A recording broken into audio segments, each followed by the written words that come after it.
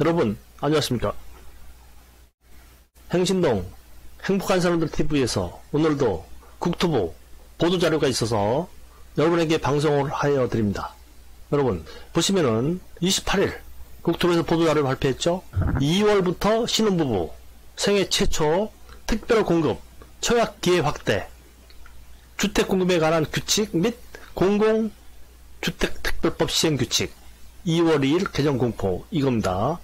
보도자료가 처음부터 사례로 나왔는데요. 이 사례는 이제 이따가 본문 설명을 하면서 설명해 드리도록 하고요. 국토교통부 장관 변창흠은 지난해 부동산시장 점검 관계장관 회의 10월 14일입니다. 에서 발표한 신혼부부 생애 최초 특별공급 소득 요건 개선 사항이 포함된 주택 공급에 관한 규칙, 국토교통부령 개정안 및 공공주택특별법 시행규칙 개정안이 2월 2일부터 얼마 안 남았죠. 다음 주입니다. 시행된다고 밝혔다는 얘기죠. 소득 기준 외에 제도 개선이 필요한 사항도 주택 공급에 관한 규칙 및 공공주택 특별법 시행규칙에 반영되어 시행된다고 합니다. 이번에 개정되는 개정안의 시행규칙 주요 내용은 아래와 같다. 주택 공급 규칙, 공특법, 시행규칙 개정, 특별공급 소득기준. 자, 결과적으로 말씀드리면요, 소득 요건이 개선됐다는 얘기, 늘어났다는 얘기예요. 완화 내용이죠. 지난 20년 10월 14일 관계장관 회의에서 발표한 소득기준 완화 내용과 동일한 사안으로 완화된 세부 기준을 아래와 같다 이거죠. 참고 1. 신혼부부 특별공급 소득 요건 변경입니다. 이거 잘 보시기 바랍니다. 현재 어떻습니까? 공공부장인 경우에요. 도시근로자 월평균 소득 100% 예벌입니다. 맞벌이 120%. 현재 조건이거든요. 이것이 완화가 됐는데 우선 공급 70%로 공급이 되고 일반 공급 30% 되고요. 우선 공급에는 어떻게 됩니까? 똑같습니다. 예벌이 100%, 맞벌이 120%. 그리고 일반 공급 30%가 이제 여기서 늘어났죠. 130%. 예벌이, 맞벌이 140%입니다. 늘었죠? 여기서 이제 신혼희망타운이 있습니다. 신혼희망타운. 이제 여기 보면은 어떻게 되는가 하면은 120% 예벌이, 맞벌이 130%. 인데 요거였는데 6억 이상 분양주택 생애 최초 주택 구입 시에는 어떻습니까? 130%의 예벌이, 맞벌이 140%였습니다. 요것이 신혼희망타운인 경우 그 6억 이하 이상 구해 않고 무조건 그냥 130%에 맞벌이 140%. 예. 6억 이상 이하 구분하지 않습니다. 이렇게 바뀌었었다는 얘기죠. 다음 민영이죠. 이게는 공공분양이고 밑에는 민영입니다. 민영. 우선 분양이 75%였고요. 일반 분양이 25%였죠. 근데 우선 분양 75%, 도시근로자 100%, 예벌이, 맞벌이 120%. 일반 25%. 예벌이 120%, 맞벌이 130%. 이때도 마찬가지입니다. 6억 이상 분양주택 세계 최초 구입 시에는 130%, 예벌이, 맞벌이 140%였는데 민영이 우선이 75%에서 70%, 5% 깎였습니다. 줄었죠. 그리고 100%에서 예벌이, 맞벌이 120% 갔고요. 일반 분양에서 차이가 났습니다. 일반 분양 25%였죠. 이제 30%, 5% 늘었죠. 여기서 140%, 160% 맞벌이. 근데 여기 조건이 좀 전에 현재는 조건이 어떻습니까? 6억 이상 분양주택이죠. 근데 일반 경우 조건이 없습니다. 2억짜리, 3억짜리도 다 어떻게 해요? 그 140%, 맞벌이 160%라는 얘기죠. 상당히 완화됐죠. 참고 둘, 생애 최초 특별 공급 소득 요건 변경 구분 공공부장이 있고요. 민영이 있습니다. 소득 요건 현재 도시근로자 월평균 소득 100%입니다. 그리고 민영은 도시근로자 월평균 소득 130%. 이것이 우선 일반으로 나눠졌습니다. 자, 공공부장에서 우선은 70%요. 그리고 100%, 월평균 소득 100%고요. 일반이 30%에 130%입니다. 그리고 민영이 우선이 70%, 일반이 30%인데 우선이 130%, 일반이 160%. 여기서요 특이한 게 있습니다. 지난 시간에도 제가 말씀드렸는데 우선 공급 대상자가 낙첨했다는 얘기죠. 밑에 나오죠. 우선 공급 대상자가 낙첨 시 일반 공급 대상자와 한 번 더, 여기서 낙첨을 한다고 하면은 일반로 또 내려온다는 얘기예요. 한 번 더 경쟁한다는 얘기입니다. 네. 기회가 많아졌죠. 다음이요. 주택공급 개선사항, 특별공급 소득 기준에, 이거는요, 수분양자를 위한 입주 예정일, 사전통보 및 입주기간, 지정기간 신설. 사업 주체는 앞으로 수분양자의 안정적인 입주를 위해 입주 예정일 2개월 전에 실입주원을 통보하고, 실입주 1개월 전에 어떻습니까? 입주일을 통보한다는 얘기죠. 언제 입주해라. 통보. 이상의 중대형 단지는 입주 지정 기간을 최소 60일, 2달 이상으로 하고, 근데 미만 소형 단지는 45일 이상으로 설정해야 한다. 아주 규정했죠. 60일 이상으로 하고 45일 이상으로 설정해야 한다. 이상 미만이에요. 여기 이제 설명이 나왔죠. 지정 기간이 짧은 경우 이사 준비에 어려움이 있고 여러 세대가 동시에 이사함에 따른 안전사고 위험도 충분히 고려할 필요가 있다는 얘기죠. 자, 두 번째, 전매행위 위반자에 대한 입주자 자격 제한 신설 한번 살펴보자고요. 전매행위 제한을 위반한 자, 알선자 포함입니다. 또 공급 질서 교란자와 동일하게 위반 행위가 적발된 날로부터 10년간 입주자 자격이 제한된다는 얘기입니다. 이야, 이거 참, 그동안에 어땠습니까? 적발이 됐지만 그 사람의 통장으로 해서 분양은 계속 넣을 수가 있었거든요. 근데 아주 입주자 자격이 제한된다는 얘기예요. 그러면 10년 동안은 뭐 분양 아무것도 못 받는다는 얘기예요. 다음 이제 행복도시, 이전기관, 특별공급 대상 등에서 교원 등 제외. 자, 9월 28일, 지난해, 행정중심복합도시건설청. 행복도시라고 하죠. 어딥니까? 세종시죠. 네. 행정중심복합도시건설청에서 발표한 행복도시 이전기관 특별공급을 실수요자 중심으로 개편한다는 얘기죠. 에 따라 진행되는 사항으로 교원 등 반복적 신설기관 종사자는 특별공급 대상에서 제외한다는 얘기죠. 이거는 이제 행정중심복합도시건설청에서 발표한 행복도시 이전 기관 특별공급 실수요자 중심으로 개편된 내용을 제가 확인해 보니까 이렇게 나오더라고요. 다음 25년 이상 장기복무 군인에 대한 거주요건 완화. 우리가 이제 거주요건이 있었죠. 2년 거주요건이 있었습니다. 완화한다는 얘기죠. 네, 거주요건을 제한을 받지 않는다는 얘기예요. 국방부 장관이 추천하는 25년 이상 장기복무 군인에 대하여 투기과열 지구를 제외한 수도권에 한하여 사전 거주 요건이 완화된다. 국방부 훈령 찾아보니까 요 내용이 나오더라고요. 공공주택 특별법 시행 규칙 개선사항 특별공급 소득 기준에 이것도 마찬가지입니다. 제도 개선 배경 등의 상세 자료는 20년 11월 13일자 보도자료에서 설명이 되어 있습니다. 살펴보시기 바라고요. 공공임대주택 1, 2인 가구 소득 기준 개선 20년 3월부터 공공임대주택 입주 자격 요건을 가구원 수별 소득 기준을 적용함에 따라 1, 2인 가구의 소득 요건이 낮아져 현행 기준 대비 1인 가구 20%포인트 2인 가구 10%포인트 상향한다 이거죠. 이게 이제 무슨 말씀인가 하면요. 그동안에 공공임대주택에 입주에 자격을 했어요. 네. 자격을 했는데, 이제 재계약을 하잖아요. 재계약을 할 때 소득 요건이 높아졌다는 얘기죠.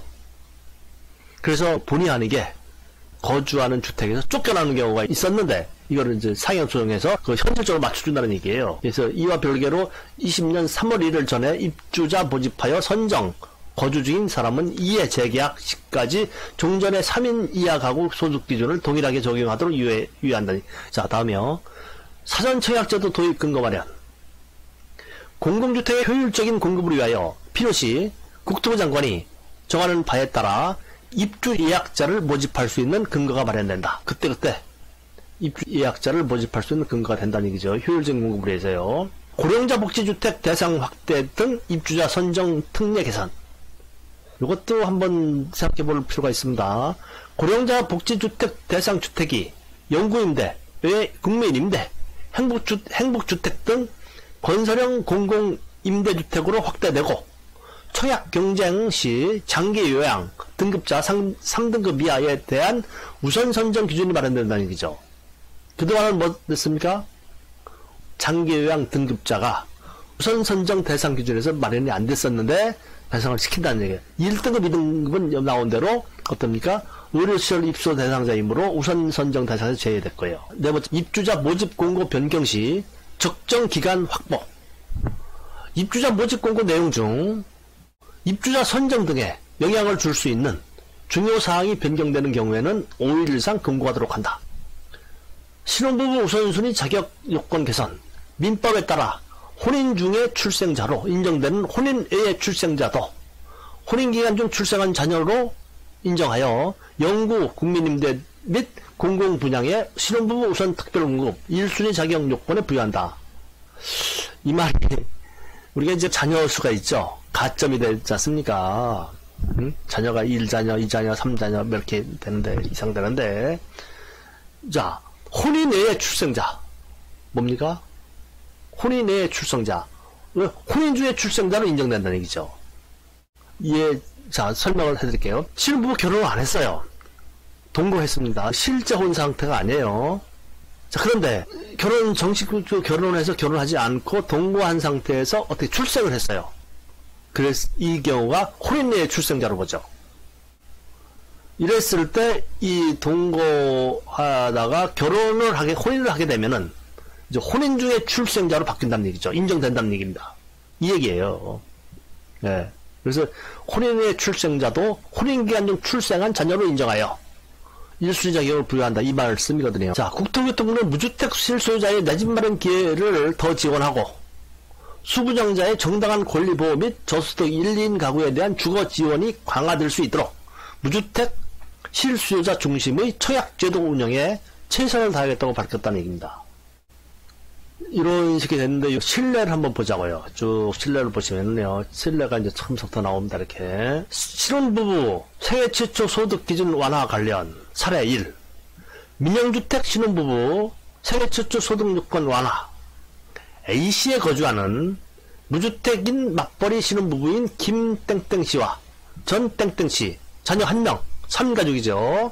는 2019년 월평균 소득이 부부 합산으로 세전 722만원을 넘은 850만원으로 신혼부부 청약 자격을 충족하지 못하여 신청이 어려웠으나 그때는 신청이 안됐죠.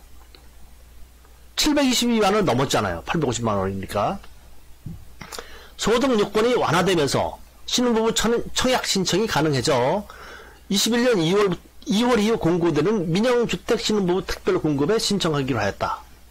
여기 나오죠. 3인 가구 도시근로자 월평균 소득 160% 880만원 이하 종전에는 못했으니까 722만원 이하였습니다. 130%여서 근데 888만원 이하로 조정이 됐기 때문에 신청할 수 있죠. 네, 이렇게 완화됐다는 얘기죠.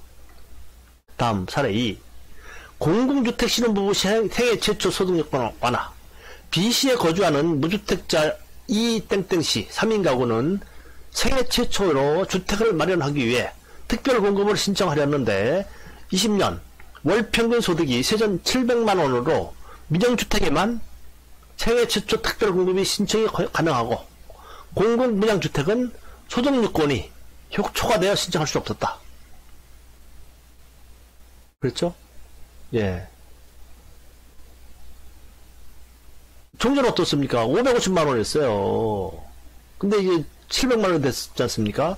이번 소득요건 완화로 공공분양주택에도 청약 신청이 가능해져 21년 2월 이후 공고되는 민영주택 및 공공분양주택에 모두 신청하기로 하였다. 3인 가구 나오죠. 종전에 100% 550만원 이하 신청했는데 130% 722만원 이하가 됐기 때문에 신청 가능하죠. 완화됐다는 얘기입니다. 이것도. 다음 이제 주택 공급 규칙 제도 개선 뭡니까? 특공 소득 기준이라는 얘기였죠. 사례 세 번째 입주 예정일 사전 통보 규정 및 입주 지정 기간 설정 아까 말씀드렸죠. B시에 사는 박땡땡씨는 결혼 후 전셋집을 거주하다가 약 1년 전 아파트 청약 후 당첨되어 700세대, 아까 500세대 이상 이하로 나눠졌죠. 700세대 분양단지에 당첨되어 사업 주체와 체결한 계약 내용에 따라 계약금 중도금을 납부하고 있는 중이다. 당첨된 주택의 정확한 입주일을 알 수 없었던 박땡땡 씨는 사업 주체가 실입주가 가능한 시점을 2개월 전 미리 알려주어 잔금을 치르기 위한 자금을 사전에 마련할 수 있게 되었다. 아울러 500세대 이상의 단지는 60일 이상, 그리고 500세대 이하는 옵니까? 45일 이상이라고 했죠. 500세대 이상의 단지는 입주 지정 기간을 최소 60일 이상으로 운영하도록 하여 다른 입주자와 이사 일정이 겹치지 않도록 조정하는 등 여유로운 이사가 가능하게 되었다. 아까 말씀드린 겁니다. 자, 사례 4. 전매행위 위반자에 대한 입주자 자격 제한 10년. 이것도 말씀드린 거예요. 불법 전매 행위자인 이땡땡 씨는 불법 전매 브로커로 불법 전매 사실 확인 후 경찰 조사를 거쳐 기소되었다. 종전에는 이땡땡 씨는 본인 통장으로는 별도 제한 없이 청약이 가능하였으나, 아까 말씀드렸죠? 종전에는 본인 통장으로 청약이 가능했어요. 근데 이번에 바뀐 게 10년 동안 청약이 제한된, 청약을 넣지 못하죠. 본인 통장으로. 그만큼 이제 강화했다는 얘기입니다. 자, 공공주택 특별법 시행규칙 제도 개선. 특별공급 소득기준. 네. 사례 5번째. 공공임대 1, 2인 가구 소득기준 개선.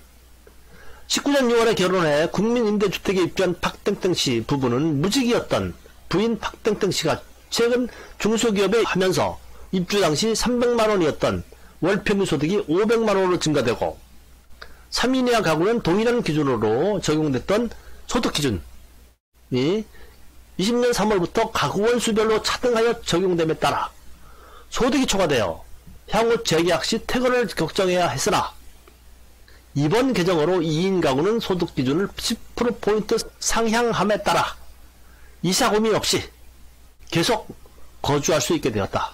좀 전에 말씀드린 거죠. 이 소득이 늘었어요. 300만원이었던, 입주한 300만원이었던 소득이었는데 500만원 증가됐다는 얘기죠.